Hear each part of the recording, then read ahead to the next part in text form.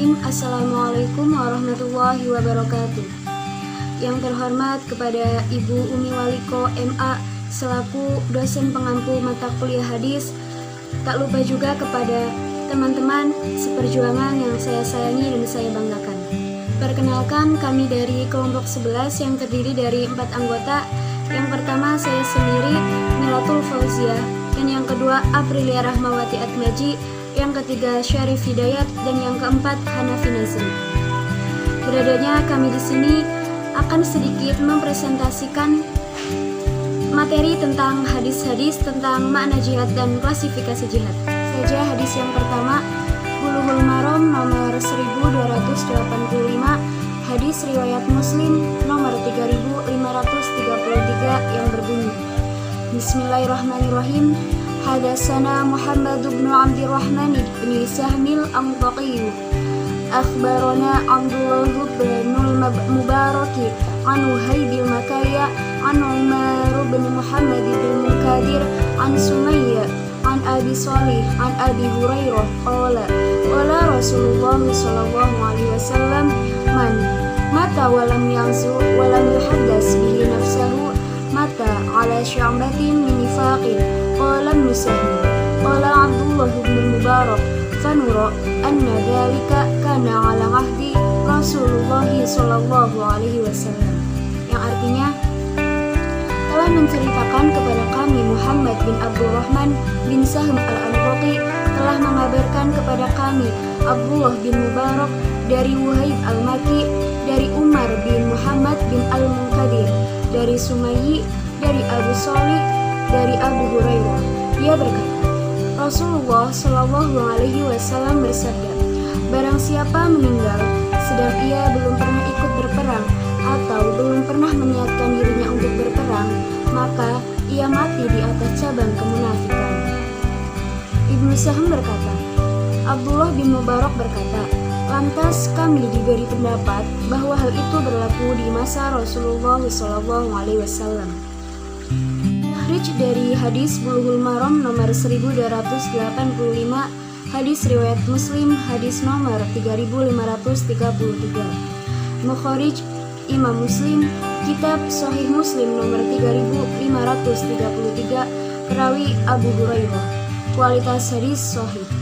Hadis dengan periwayat lain: 1. Sunan Abu Dawud 2141, 2. Sunan Nasa'i 3046, 3. Musnad Ahmad 8510. Bagian dari hadis tersebut, Rasulullah Shallallahu Alaihi Wasallam, Abu Hurairah, Abu Shalih, Sumayyi, Umar bin Muhammad, Wahib al-Maki, Abdullah bin Mubarak, Muhammad bin Abdurrahman, Muslim. Selanjutnya, makna jihad. Jihad adalah berjuang dengan sungguh-sungguh menurut syariat Islam. Jihad dilaksanakan untuk menjalankan misi utama manusia, yaitu menegakkan agama Allah atau menjaga agama agar tetap tegak dengan cara-cara yang sesuai dengan garis perjuangan Rasulullah SAW dan Al-Quran. Jihad yang dilaksanakan Rasul adalah berdakwah agar manusia meninggalkan kemusyrikan dan kembali kepada aturan Allah, menyucikan qalbu, memberikan pengajaran kepada umat dan mendidik manusia agar sesuai dengan tujuan penciptaan mereka, yaitu menjadi khalifah Allah di bumi. Arti kata jihad sering disalahpahami oleh para orang-orang yang tidak mengenal prinsip-prinsip agama Islam sebagai perang suci. Istilah untuk perang adalah qital, bukan jihad. Jihad dalam bentuk perang dilaksanakan jika terjadi fitnah yang membahayakan ekstensi umat, antara lain berupa serangan-serangan dari luar. Pada dasarnya, arti kata jihad adalah berjuang atau berusaha dengan keras. Namun bukan harus berarti perang dalam makna fisik. Jika sekarang jihad lebih sering diartikan sebagai perjuangan untuk agama, itu tidak harus berarti perjuangan fisik. Dapat dipahami bahwa jihad adalah mencurahkan segala kemampuan yang dimiliki oleh seseorang, maka kebaikan apapun yang dilakukan oleh seseorang jika dilakukan dengan kekuatan yang maksimal, maka sesungguhnya itu adalah jihad. Baik, yang selanjutnya yaitu ada hadis Bulughul Maram nomor 1286 atau hadis riwayat Abu Daud, hadis nomor 2143. Bismillahirrahmanirrahim.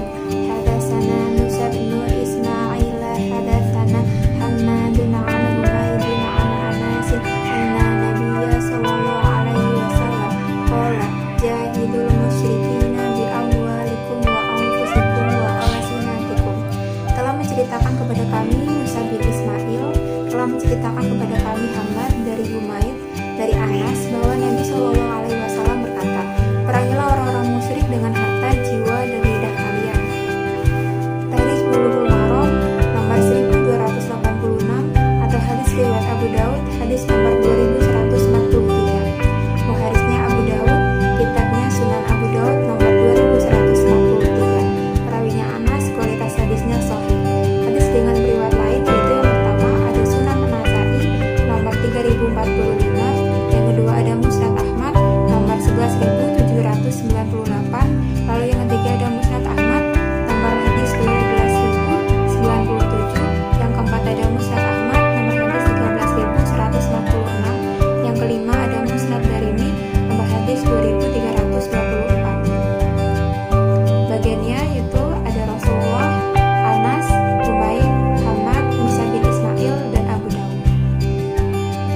Klasifikasi jihad. Ulama membagi jihad kepada beberapa bagian sesuai dengan objek jihad yang didefinisikan. Sebagian ulama membagi jihad kepada dua macam, yaitu jihad mal atau jihad dengan harta, dan jihad naf atau jihad dengan diri atau jiwa raga. Jihad dengan harta yaitu menafkahkan harta benda di jalan Allah Subhanahu wa taala untuk kepentingan agama dan kemanusiaan. Jihad dengan jiwa raga adalah mewakafkan jiwa raga demi tegaknya keadilan yang dapat dirasakan oleh umat manusia sehingga tercipta perasaan aman dan bebas tanpa intimidasi. Ya, selanjutnya Bulughul Maram nomor 1287.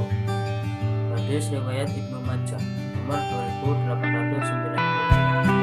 Bismillahirrahmanirrahim. Haddatsana Abu Bakr bin Abi Syaibah, haddatsana Muhammad bin Fudail, an Habibi bin Abi Amr, an Aisyah binti Talha, an Aisyah qalat, qultu ya Rasulullah,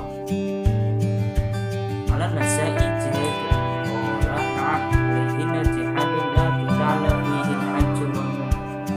Yang artinya telah menceritakan kepada kami Abu Bakar bin Abu Syaibah, telah menceritakan kepada kami Muhammad bin Fudail dari Habib bin Abi Amr dari Aisyah bin Talha dari Aisyah radhiyallahu anha.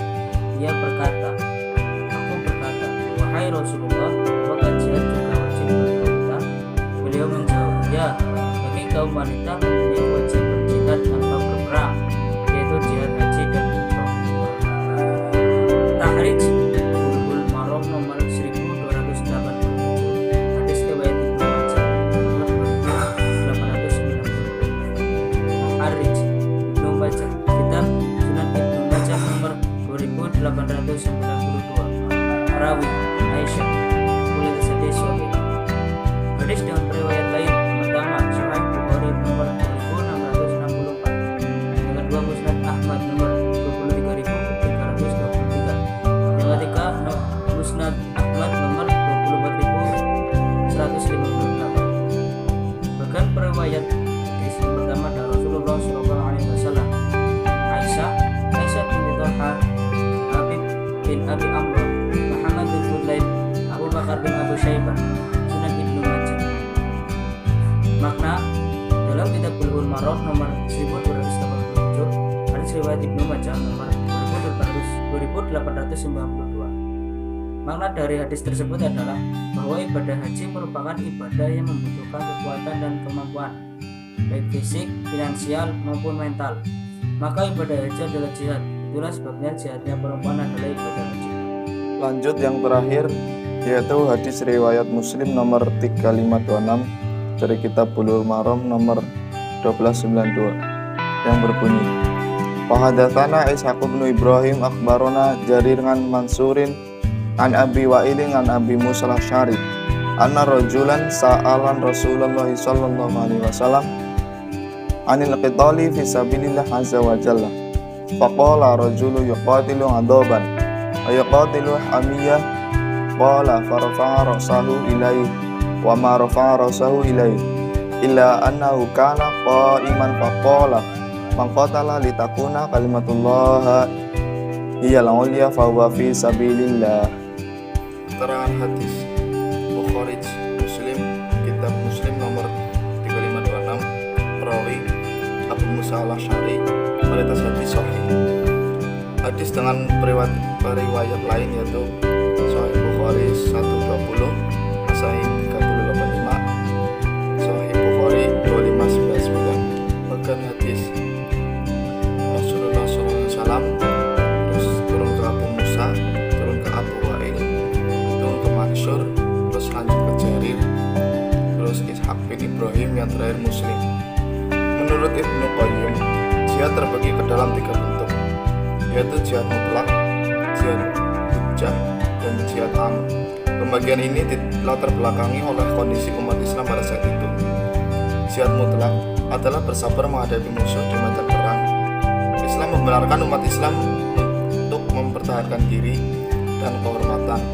Namun, Islam melarang umat Islam memulai suatu masalah, bahkan dalam melakukan peperangan. Ajaran Islam memberikan aturan-aturan yang sangat ketat sehingga etika dan moralitas senantiasa terjaga meskipun di medan perang. Jihad hujjah adalah jihad yang dilakukan oleh para ulama dalam rangka memberikan penjelasan dan dalil-dalil yang logis tentang risalah Islam yang bersifat rahmatan lil alamin. Jihad semacam ini juga dikenal dengan dakwah bil al-lisan. Jihad am, yaitu jihad yang merangkumi seluruh aspek kehidupan, baik yang bersifat moral maupun material. Jihad ini dapat dilakukan melalui harta, jiwa, tenaga, waktu, dan ilmu pengetahuan yang dimiliki. Kesimpulan yang dapat diambil adalah bahwa jihad bukan hanya berupa perang, namun dapat berupa usaha dan berjuang bersungguh-sungguh untuk mencapai kebaikan maupun tujuan yang baik. Jihad membutuhkan pengorbanan jiwa atau totalitas manusia dan harta benda dalam upaya dengan sungguh-sungguh untuk mendekatkan diri kepada Allah Subhanahu wa Ta'ala. Jihad tidak mengenal putus asa, menyerah, kelesuan, tidak pula pamrih sebelum tujuan tercapai dan selama masih ada modal. Selama itu pula jihad dituntut untuk mengorbankan harta dan jiwanya. Salah satu bentuk jihad yang dapat kita lakukan adalah dengan cara menuntut ilmu.